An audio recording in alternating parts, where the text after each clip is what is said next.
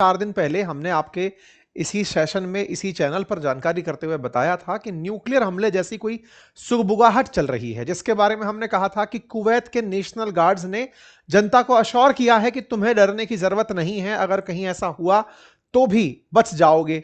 ऐसी स्थिति जब आप लोगों ने आज से 4-5 दिन पहले हमारे इसी चैनल पर सुनी थी, अब उसी चीज को कुछ और बल मिलता दिख रहा है।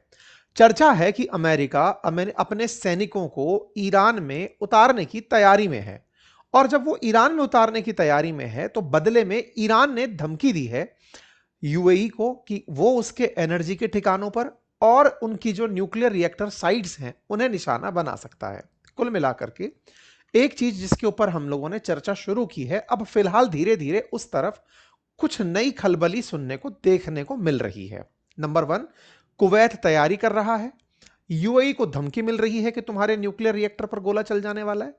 लेकिन इसी बीच में अपडेट और निकल कर आता है कि यूएन के अंदर एक ऑफिशियल ने अपना जॉब इसलिए छोड़ दिया क्योंकि उसे भविष्य में होने वाले न्यूक्लियर हमले की सुगबुगाहट यूनाइटेड नेशन में सुनाई दे गई।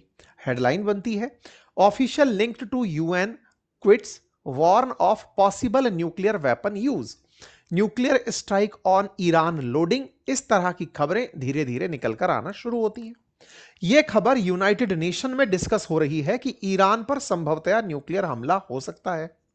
और एक खबर इसमें और ऐड हो जाती है, और वो ये है कि ट्रंप ईरान में रखे हुए उस न्यूक्लियर एनरिच्ड यूरेनियम को चोरने के लिए कहिए, वहां से झपटने के लिए कहिए, जैसे निकोलस मादुरो को निकाला गया था वहां से वेनेजुएला से, वैसे ईरान से निकालने की तैयारी कर रहे हैं। इन सारी बातों में एक चीज कॉमन है, केंद्र में यूरेनियम है, और वही यूरेनियम जो न्यूक्लियर बॉम्ब बन सकता है।